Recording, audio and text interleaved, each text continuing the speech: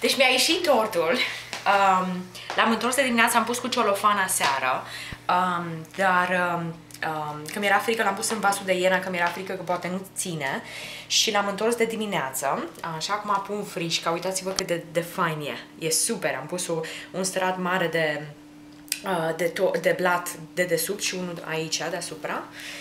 Așa, și frișca mi-a rămas suficientă. Am pus mai mult de jumătate de frișcă, de e foarte bun. E puțin cam, singura chestie care am observat e puțin cam dulce.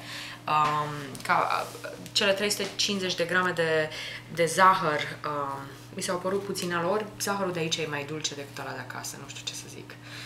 Așa, dar poate rece e altă treabă. Așa.